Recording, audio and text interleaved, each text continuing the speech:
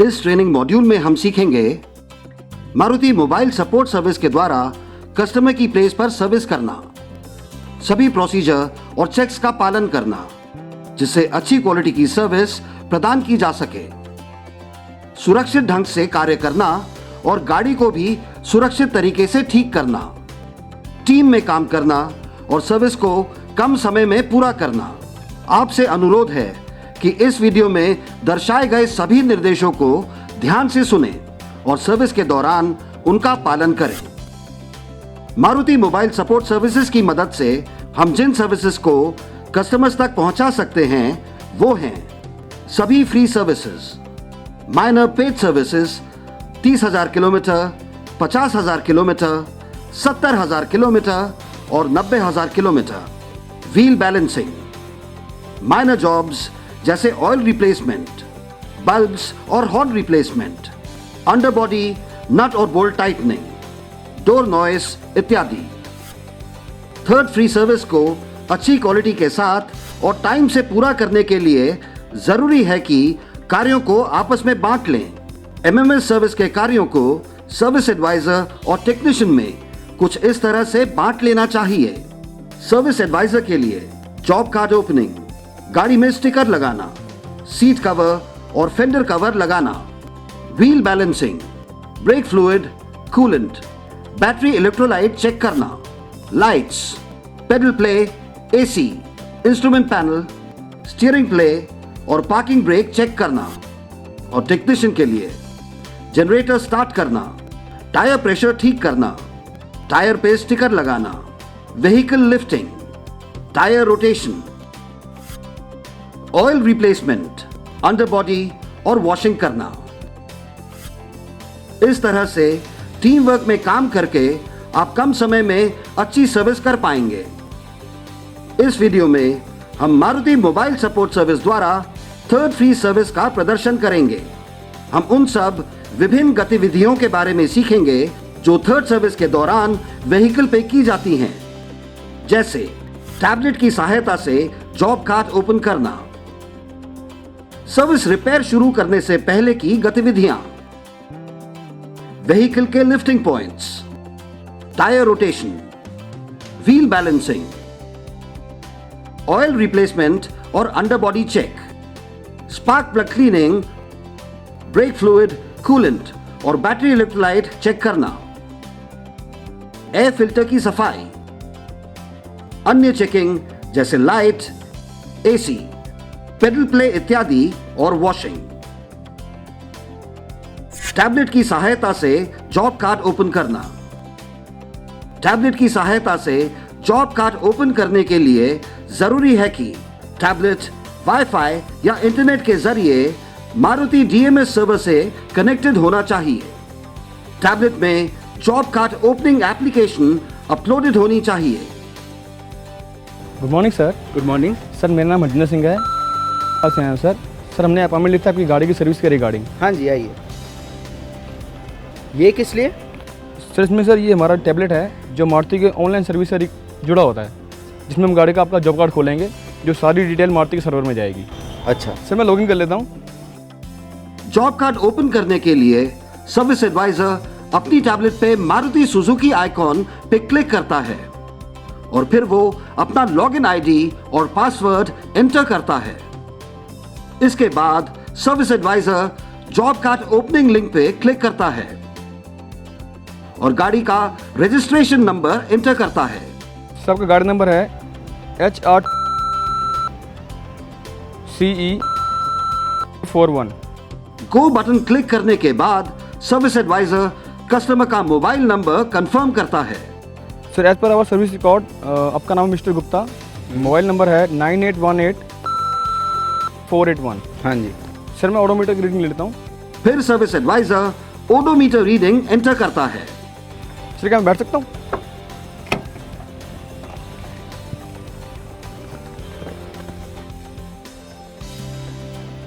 Sir, गाड़ी की odometer reading है 9376। सर्विस कैटेगरी में थर्ड फ्री सर्विस एंटर की जाती है। VTS नंबर वर्कशॉप में व्हीकल ट्रैकिंग के लिए लिया जाता है, मगर MMS सर्विस में यह अनिवार्य नहीं है। फिर सर्विस एडवाइजर स्क्रीन पे नेक्स्ट क्लिक करता है। सर्विस एडवाइजर डिमांडेड कोड में थर्ड फ्री सर्विस और व्हील बैलेंसिंग एंटर करता है। Service advisor fuel level record कर कस्टमर को दिखाता है। सर फ्यूल है 1/4।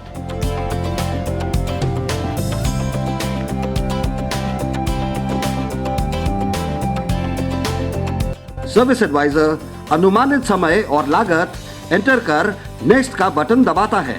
सर गाड़ी की थर्ड फ्री सर्विस के दौरान हम इंजन ऑयल फिल्टर चेंज करेंगे। उसके अलावा व्हील बैलेंसिंग होगी, टायर रोटेशन होगी। सर हम सजेस्ट करते हैं आप 5 व्हील बैलेंसिंग कराएं इस गाड़ी के अंदर। सर उसके अलावा हम बैटरी वाटर टॉपअप करेंगे, कूलेंट किया जाएगा टॉपअप, स्क्रीन वॉश ऐड किया जाएगा और ब्रेक फ्लूइड का लेवल चेक किया जाएगा। सर ठीक है।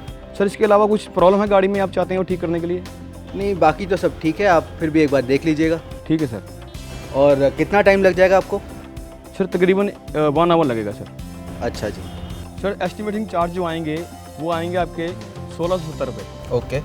जिसमें जो 370 रुपये हैं वो आपके व्हील बैलेंसिंग के हैं, जो 1300 रुपये हैं वो आपके इंजन ऑयल फिल्टर और कंज्यूमेबल आइटम्स के हैं। अच्छा ठीक है सर। बाकी थर्ड सर्विस का कोई चार्ज नहीं है, वो फ्री सर्विस है। फिर सर्विस एडवाइजर गाड़ी पे लगे डेंट्स और स्क्रैच चेक करता है। सर यहाँ एक स्क्रैच है। सर्विस एडवाइजर टैब पे डेंट और स्क्रैचेस रिकॉर्ड करता है। सर मैं गाड़ी की फ़ोटो ले लेता हूँ और इन्वेंट्री कर लेता हूँ। फिर सर्विस एडवाइजर हर तरफ से गाड़ी की तस्वीरें खींचता है।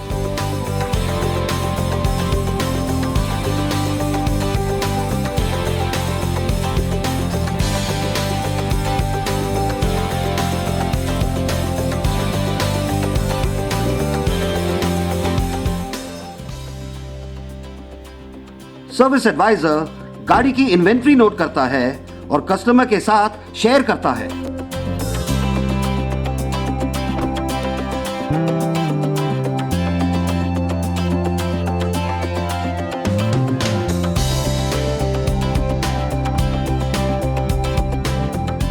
सर्विस एडवाइजर गाड़ी की इन्वेंट्री टैबलेट में अपडेट करता है।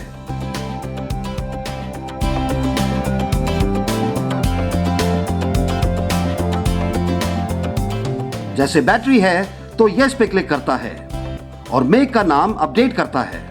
इससे गाड़ी के सामान को लेकर कोई समस्या नहीं होती। सर मैंने गाड़ी की इन्वेंट्री कर ली है, गाड़ी में कोई वैल्यूबल आइटम नहीं है। पिकअप टाइप सेल पे service advisor Maruti mobile support select करता है और सेव पे क्लिक करता है। जॉब कार्ड खोलने की प्रक्रिया इस तरह पूरी की जाती है। इस जॉब कार्ड को टैबलेट पे देखा जा सकता है और डिटेल्स कस्टमर के साथ शेयर किए जा सकते हैं। टैबलेट द्वारा जॉब कार्ड ओपन करने के अनेक लाभ हैं।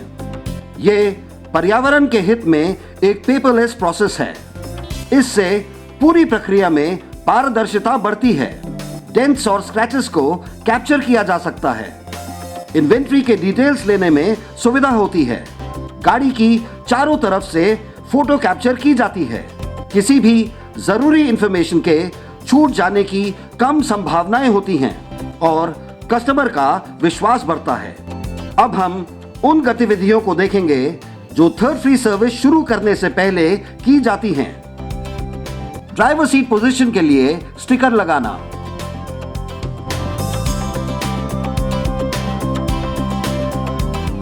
सीट कवर लगाना,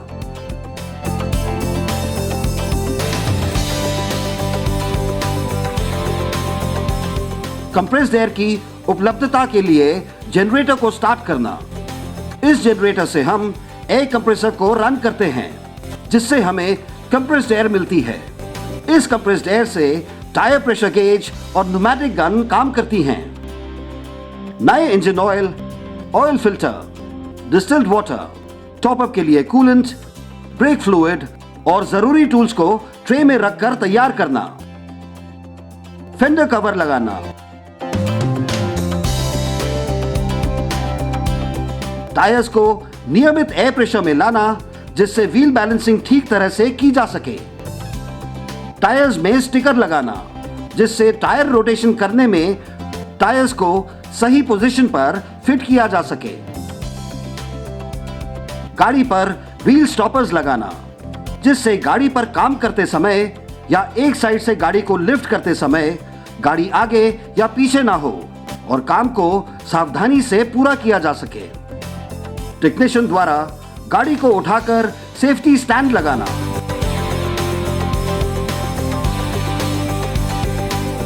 व्हीकल लिफ्टिंग की प्रक्रिया शुरू करने से पहले टेक्नीशियन पहियों के सभी नट्स को ढीला करता है।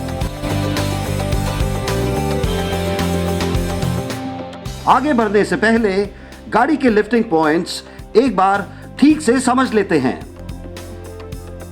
कार में 2 हाइड्रोलिक जैक पॉइंट्स होते हैं, एक आगे की तरफ और एक पीछे। टेक्नीशियन हाइड्रोलिक जैक गाड़ी के आगे की तरफ से सही पॉइंट पर लगाता है और गाड़ी को उठाता है, जिससे सेफ्टी जैक आसानी से लग पाए।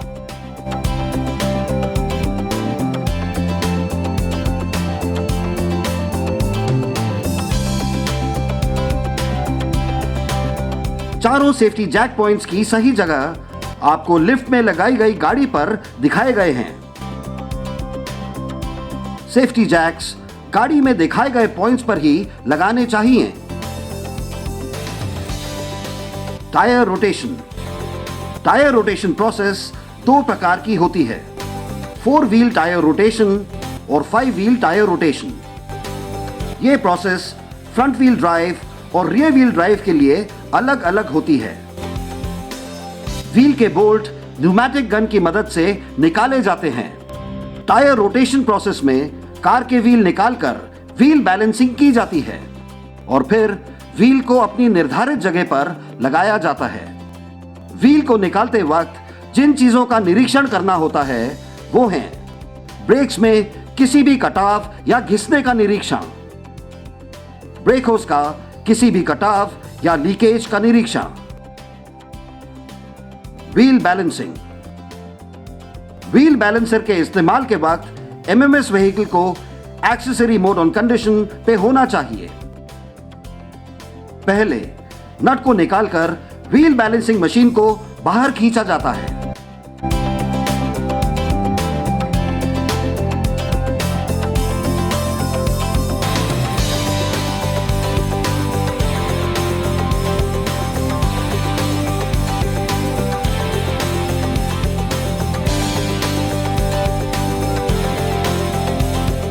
डीसी एसी कन्वर्टर को एक तरफ से व्हील बैलेंसर के साथ कनेक्ट किया जाता है और दूसरी तरफ से एक्सेसरी सॉकेट के साथ। जैसे ही व्हील बैलेंसर इलेक्ट्रिकल सोर्स के साथ कनेक्ट होता है, उसमें सॉफ्टवेयर वर्जन और लेवल डिस्प्ले होना शुरू हो जाता है। व्हील बैलेंसिंग शुरू करने से पहले मोड को TYN पर सेट करते हैं। हर एक व्हील की बैलेंसिंग करने के लिए मशीन में 3 रीडिंग एंटर की जाती हैं। पहला इन मशीन और व्हील के डिस्टेंस को बताता है। यह डिस्टेंस मशीन में लगे थिम्बल स्केल से मिलीमीटर में नापा जाता है।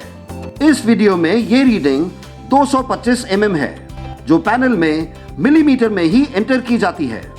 दूसरा आउट और तीसरा डाया रिम की विड्थ और डायामीटर को इंच में बताता है। यह माप रिम में इंचेस में ही पंच होता है। इस वीडियो में दिखाए गए रिम में 4J×13 छपा हुआ है, जो ये बताता है कि रिम की विड्थ 4 इंच है और उसका डाया 13 इंच है। ये रीडिंग भी हम मशीन में एंटर करते हैं। प्रोसेस शुरू करने से पहले व्हील से पुराने वेट और स्टोन्स निकाल देने चाहिए। अब व्हील को धीरे धीरे एंटी क्लॉकवाइज डायरेक्शन में कम स्पीड से बढ़ती स्पीड में घुमाया जाता है। डिजायर्ड स्पीड लेवल्स पे डिस्प्ले गुड इंडिकेट करता है। फिर डिस्प्ले रन शो करता है।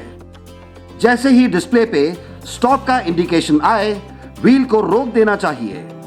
अब डिस्प्ले पे ग्राम्स में जितना वेट व्हील पे फिट किया जाना है वो दिखाई पड़ता है। लेफ्ट डिस्प्ले पे वो वेट डिस्प्ले होता है जो कि व्हील की लेफ्ट साइड पर फिट करना है और राइट डिस्प्ले में वो वेट डिस्प्ले होता है जो कि व्हील की राइट साइड पे फिट करना है।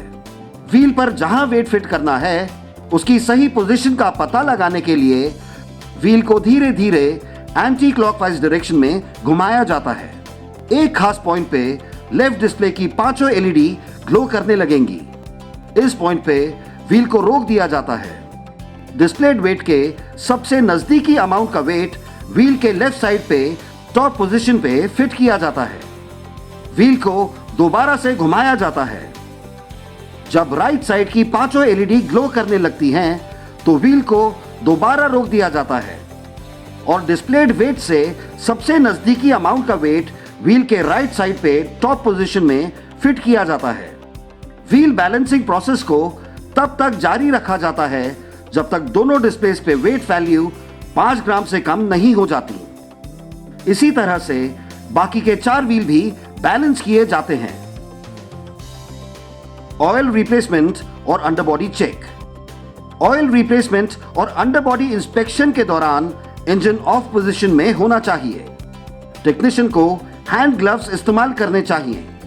ट्रे में जो सामान रखा जाता है वो है ऑयल फिल्टर खोलने के लिए special tool, oil collector box, combination ratchet set, floor mat और नया ऑयल फिल्टर। टेक्नीशियन अब फ्लोर मैट और ट्रे को व्हीकल के नीचे की तरफ रखता है। टेक्नीशियन अंडरबॉडी चेक करता है, नट बोल्ट टाइट करता है और लीकेज और डैमेजेस चेक करता है। ऑयल कलेक्टर बॉक्स के 2 फीचर्स होते हैं। ये व्हीकल से ड्रेन ऑयल कलेक्ट करने के लिए एक चौड़े मुंह वाले फनल की तरह काम करता है। टेक्नीशियन सेंटर नट को खोलकर ऑयल कलेक्शन बॉक्स को हॉरिजॉन्टल पोजीशन में रखता है। फिर वो ऑयल कलेक्शन बॉक्स को ड्रेन एरिया के नीचे रखता है। ड्रेन प्लग को धीरे धीरे हटाया जाता है जिससे कि ऑयल कलेक्शन बॉक्स में ही गिरे। ऑयल फिल्टर को एक स्पेशल टूल की मदद से निकालकर ट्रे में रखा जाता है। Oil collection box used oil को स्टोर करने के भी काम आता है। फिर टेक्नीशियन सेंटर नट लगाकर बॉक्स को वर्टिकल पोजीशन में रखता है। नए गास्केट के साथ नया ऑयल फिल्टर और नया ड्रेन प्लग फिट किया जाता है। यह जरूरी है कि ड्रेन प्लग और ऑयल फिल्टर टाइट करते समय सही टॉर्क होना चाहिए। यह टॉर्क वैल्यू गाड़ी के सर्विस मैनुअल में मेंशन की गई होती है। वैगन आर के लिए टॉर्क वैल्यू इस प्रकार है: oil drain plug 35 newton metre या फिर 3.6 kgf metre, oil filter 14 newton metre या 1.4 kgf मीटर। कम टॉर्क से टाइट करने से लीकेज होने या बोल्ट के खुल जाने का अंदेशा होता है और टॉर्क ज्यादा होने पर कवर के क्रैक होने या ड्रेन प्लग थ्रेड्स के फ्री होने का अंदेशा होता है। इस प्रोसेस के पूरा होने पे टेक्नीशियन गाड़ी के पीछे की तरफ की अंडरबॉडी चेक करता है और नट बोल्ट टाइट करता है। अंडरबॉडी चेक करते वक्त जिन पार्ट्स का निरीक्षण किया जाता है वो हैं इंजन माउंटिंग बोल्ट्स, ट्रांसमिशन और स्ट्रट्स में किसी तरह की लीकेज, ड्राइव शाफ्ट बूट में किसी तरह के कट या डैमेज और फ्यूल फिल्टर में लीकेज।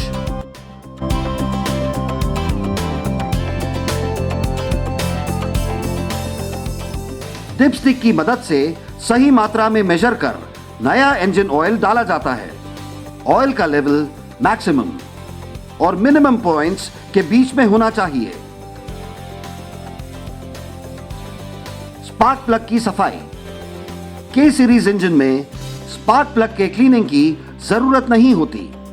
सैंड ब्लास्ट होने से उसकी कोटिंग के डैमेज होने का खतरा होता है जिससे गाड़ी की परफॉर्मेंस में फर्क पड़ता है। इस वीडियो में हम के सीरीज के अलावा दूसरी गाड़ियों के स्पार्क प्लग को साफ करने की विधि दिखाएंगे। कंप्रेस्ड एयर यूनिट के क्विक कपलर को स्पार्क प्लग क्लीनर के साथ कनेक्ट किया जाता है। स्पार्क प्लग को स्पार्क प्लग यूनिट के ऊपर के रबर बेस पे फिट किया जाता है। स्टार्ट बटन को मूव पे सेट कर ऑन किया जाता है और लीवर को सैंड ब्लास्ट पोजीशन पे लगाया जाता है। इस प्रक्रिया को 30 सेकंड तक चलाया जाता है। अब लीवर को एयर ब्लो साइड पे बदलकर 10 से 15 सेकंड तक प्रोसेस को रिपीट किया जाता है। स्पार्क प्लग को निकालकर गैप एडजस्ट किया जाता है और चेक किया जाता है। स्पार्क प्लग के इलेक्ट्रोड के गैप को फिलर गेज से नापा जाता है। फिलर गेज में स्टील की पट्टियां होती हैं जिनकी थिकनेस 0.05 mm से 1 mm तक होती हैं। स्ट्रिप की थिकनेस का माप उस स्ट्रिप के ऊपर दिया गया होता है। फिलर गेज से मिनिमम गैप नापने के लिए 0.8 mm की एक पट्टी और 0.15 mm की एक पट्टी को एक साथ गैप में डाला जाता है। अगर दोनों पट्टियां गैप में टाइटली जाती हैं तो गैप 0.95 mm है, लेकिन अगर ये पट्टियां एक साथ अंदर नहीं जाती तो इसका मतलब गैप कम है और उसे ठीक करना चाहिए। यदि 1.05 mm की पट्टियां गैप में आराम से चली जाती हैं तो इसका मतलब गैप ज्यादा है और उसे ठीक करना चाहिए। ब्रेक फ्लूइड, कूलेंट और बैटरी इलेक्ट्रोलाइट चेक।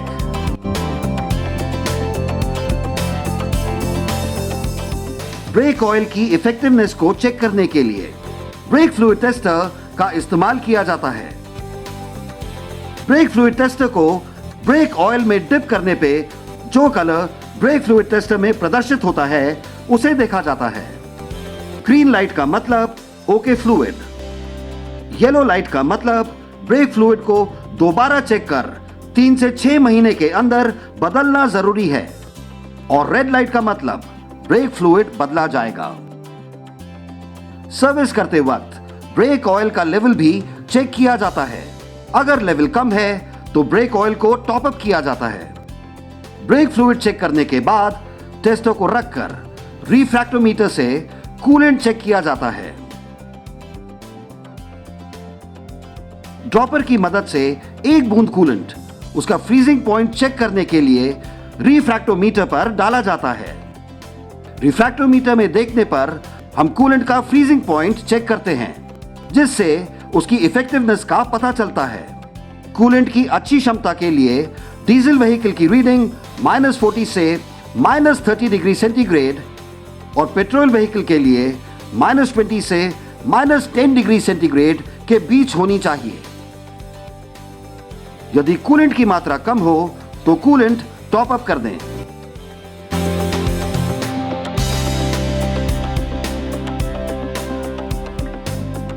अब हम बैटरी इलेक्ट्रोलाइट को चेक करेंगे। बैटरी इलेक्ट्रोलाइट की स्पेसिफिक ग्रेविटी को रिफ्रैक्टोमीटर या हाइड्रोमीटर से चेक किया जाता है। पहले हम रिफ्रैक्टोमीटर से बैटरी इलेक्ट्रोलाइट की जांच करना देखेंगे। ड्रॉपर की मदद से एक बूंद इलेक्ट्रोलाइट रिफ्रैक्टोमीटर की सरफेस पे डाला जाता है।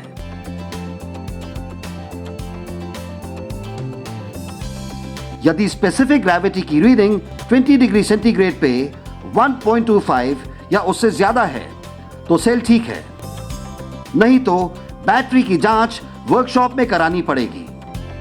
इस प्रकार बैटरी के सारे सेल्स की स्पेसिफिक ग्रेविटी की जांच करनी पड़ेगी। अब हम हाइड्रोमीटर से बैटरी इलेक्ट्रोलाइट चेक करेंगे। हाइड्रोमीटर से स्पेसिफिक ग्रेविटी का माप उसके अंदर लगे इनर स्केल से किया जाता है।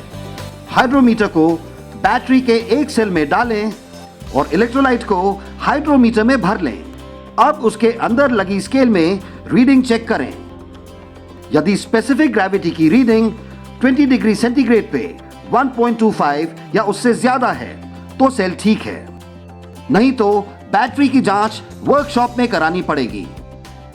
इस प्रकार बैटरी के सारे सेल्स की स्पेसिफिक ग्रेविटी की जांच करनी पड़ेगी। वाइपर फ्लूइड टैंक में स्क्रीन वॉश और डिस्टिल्ड वाटर डाला जाता है।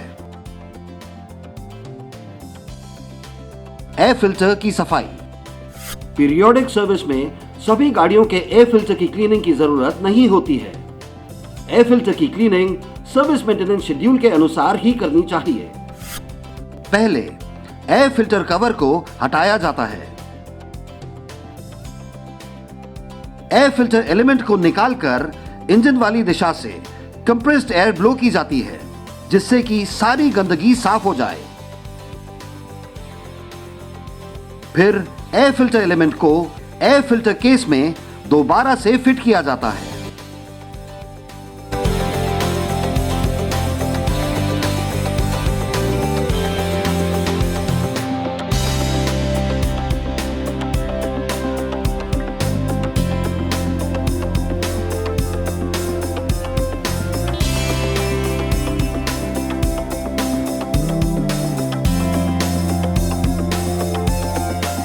इंजन एरिया में काम करते वक्त जिन चीजों का निरीक्षण किया जाता है वो हैं किसी भी तरह की लीकेज के लिए कूलेंट होस और AC pipes, compression belt tension, engine bolts इत्यादि। बाकी चेक्स जो गाड़ी पर किए जाते हैं वो इस प्रकार हैं: working of headlights, rear lights, break lights, indicator lights, hazard light और डोम लाइट, प्रॉपर नॉब मूवमेंट और अंदर के एयर कंट्रोल की वर्किंग जैसे ब्लोअर, एयर रिसर्कुलेशन इत्यादि, एसी कूलिंग। एक्सीलरेटर, ब्रेक और क्लच पे पेडल प्ले जरूरत होने पर रीएडजस्ट किया जाता है।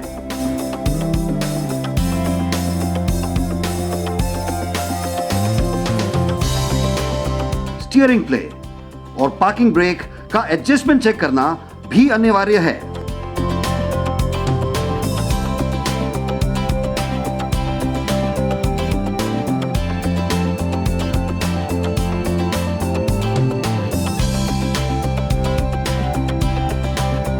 वॉशिंग। इंजन एरिया को गीले कपड़े से साफ किया जाता है। गाड़ी के इंटीरियर्स को एयर ब्लो किया जाता है और कपड़े से साफ किया जाता है। गाड़ी की एक्सटीरियर क्लीनिंग ड्राई वॉश विधि से की जानी चाहिए। इससे पानी की बचत होती है, काम करने वाला एरिया गंदा नहीं होता और गाड़ी की चमक भी बढ़ती है। ड्राई वॉश को दिखाए गए स्टेप्स में करना चाहिए। ड्राई वॉश लिक्विड को अच्छे से हिलाकर प्रेशर पंप में 3/4 लेवल तक ही भरना चाहिए। पंप में हवा का दबाव बढ़ाना चाहिए। जिस सरफेस को साफ करना हो उसे स्प्रे करना चाहिए। फिर उस एरिया को माइक्रोफाइबर कपड़े से पोंछ देना चाहिए और फिर दूसरे माइक्रोफाइबर क्लॉथ से दोबारा से पोंछ देना चाहिए, जिससे चमक बढ़ जाती है। कुछ सावधानियां: ड्राई वॉश लिक्विड को व्हीकल की सरफेस पर ज्यादा देर के लिए नहीं छोड़ना चाहिए, इससे गाड़ी की सरफेस पर मार्क्स लग सकते हैं। ड्राई वॉश लिक्विड को सूरज की रोशनी से बचाकर स्टोर करना चाहिए। ड्राई वॉश लिक्विड यदि आंख में चला जाए तो पानी से अच्छे से धो लेना चाहिए। अगर जरूरत हो तो डॉक्टर की सलाह लेनी चाहिए। यदि ये लिक्विड स्किन में लग जाए और खुजली हो तो तुरंत उस एरिया को पानी से धो लेना चाहिए और जरूरत हो तो डॉक्टर की सलाह भी लेनी चाहिए। हमने यहां मारुति मोबाइल सपोर्ट सर्विसेज द्वारा थर्ड फ्री सर्विस के लिए सभी जरूरी प्रक्रियाएं देखी। इसी तरह सभी फ्री सर्विस और माइनर रिपेयर एमएमएस सर्विस में किए जा सकते हैं।